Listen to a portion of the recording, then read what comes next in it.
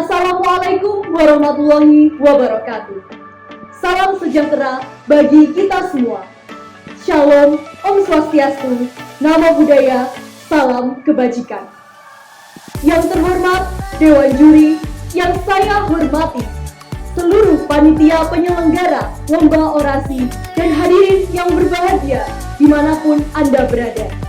Puji syukur kita haturkan kehadirat Tuhan Yang Maha Esa, karena atas limpahan rahmat-Nya kita bisa melangsungkan lomba orasi ini. Tetap seperti kata pepatah, tak kenal maka tak sayang.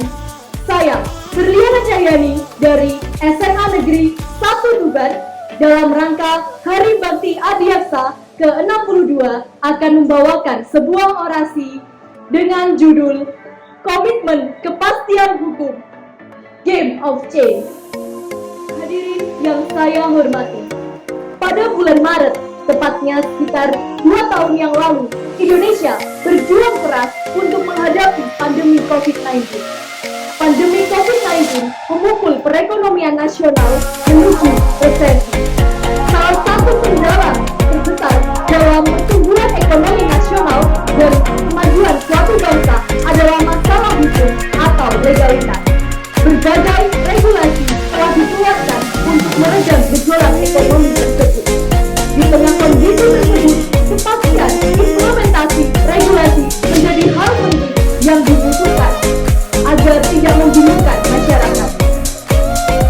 Dalam menghadapi tekanan ekonomi saat ini, pemerintah melihat peluang peningkatan investasi untuk meningkatkan daya saing. Selain itu, pemerintah juga mengeluarkan berbagai kebijakan, terutama kemudahan legalitas sektor usaha mikro kecil dan menengah atau UMKM, termasuk kemudahan pendirian PT perorangan. Hal tersebut telah diatur salah satunya dalam bab 3 pasal 6 Undang-Undang Nomor 11 Tahun 2020 tentang Cipta Kerja, yaitu peningkatan ekosistem investasi dan kegiatan berusaha. Salah satunya yaitu penyederhanaan persyaratan dasar perizinan berusaha. Saudara-saudara yang berbahagia, UMKM merupakan salah satu strategi jaring pengaman dalam pelaksanaan kegiatan ekonomi, khususnya bagi masyarakat yang berpenghasilan rendah. UMKM juga berperan dalam membentuk dan menyumbang produk domestik bruto. Selain itu, peranannya juga mampu memperluas penyerapan dan kesempatan kerja.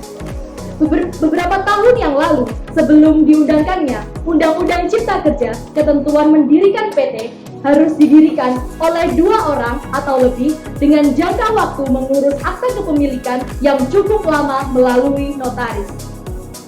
Hal ini berbeda dengan setelah diundangkannya Pasal 109 Angka 5 Undang-Undang Cipta Kerja yang menyatakan terdapat pengkhususan bagi perseroan yang memenuhi kriteria usaha mikro dan kecil atau UMK dapat mendirikan PT hanya dengan 1 orang saja.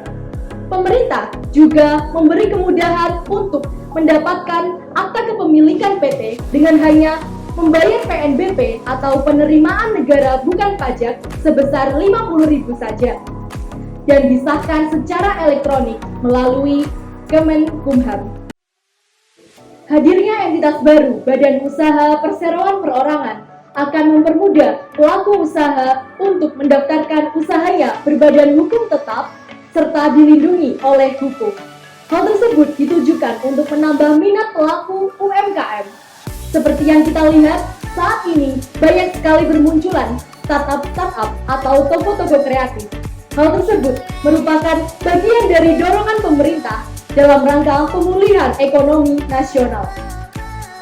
Terbukti dengan adanya Undang-Undang Cipta Kerja ini, Indonesia mengalami peningkatan peringkat IODP yang cukup signifikan sepanjang tahun 2015 hingga tahun 2020, yaitu peringkat 114 di tahun 2015 dan peringkat 73 di tahun 2020.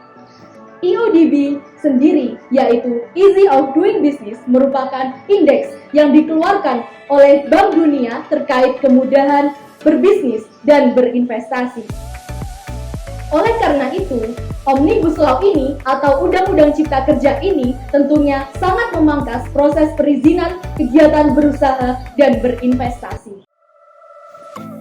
Saudara-saudara sekalian, akan tetapi kejahatan korporasi tidak bisa dibungkiri kehadirannya. Oleh karena itu, dibutuhkan peran penting PPATK atau Pusat Pelaporan dan Analisis Transaksi Keuangan dalam mengendalikan pelaksanaan upaya pencegahan dan pemberantasan tindak pidana pencucian uang. Sinergitas yang baik antara PPATK dan lembaga peradilan dalam memberantas tindak pidana pencucian uang juga merupakan upaya membuktikan kredibilitas negara dalam penanganan tindak pidana pencucian uang menuju keanggotaan resmi Indonesia pada FATF atau Financial Action Task Force di tahun 2023. Keanggotaan ini akan memberikan kepercayaan investor dunia dan iklim yang aman untuk berinvestasi di Indonesia. Seperti yang kita ketahui, bahwa tahun ini Indonesia secara resmi memegang jabatan presidensi Group of 20 atau G20 dan resmi membuktikan persepsi yang baik akan ketahanan dan kemampuan nasional dalam menghadapi krisis. Dengan mengusung tema Recover Together, Recover Stronger, Indonesia berkesempatan untuk mendorong upaya kolektif dunia dalam pemulihan ekonomi secara inklusif. Momentum ini harus dimanfaatkan sebaik mungkin untuk memberi nilai tambah terhadap pemulihan ekonomi di Indonesia, baik dari sisi aktivitas ekonomi maupun kepercayaan masyarakat domestik maupun internasional. Saudara-saudara sebangsa dan setanah air. Oleh karena itu, kepastian hukum seperti halnya Undang-Undang Cipta Kerja dan berbagai regulasi lainnya serta peran lembaga peradilan negara memiliki andil yang sangat besar dalam humanisme menuju pemulihan ekonomi nasional. Komitmen setiap elemen bangsa terhadap penegakan hukum merupakan kunci keberhasilan dari cita-cita bangsa. Mengkritisi regulasi merupakan sebuah keniscayaan di dalam negara demokrasi.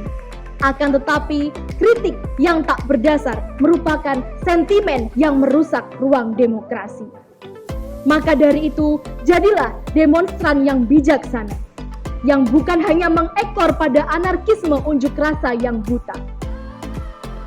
Kepastian hukum merupakan game of change, sedangkan kita semua, seluruh masyarakat Indonesia terutama generasi muda, bahkan pemerintah sekaligus aparat penegak hukum sekalipun merupakan agent of change. Karena negara akan maju apabila masyarakat dan pemerintah saling percaya. Oleh karena itu, yang utama dan yang paling utama, kita sebagai generasi muda, marilah berkontribusi dalam pemulihan ekonomi nasional ini dalam berbagai inovasi yang akan membanggakan negeri ini. Hadirin sekalian, demikianlah orasi yang bisa saya sampaikan. Semoga apa yang saya sampaikan tadi bermanfaat. Saya mohon maaf apabila ada kata-kata yang kurang berkenan. Akhir kata saya ucapkan terima kasih atas perhatiannya. Wassalamualaikum warahmatullahi wabarakatuh.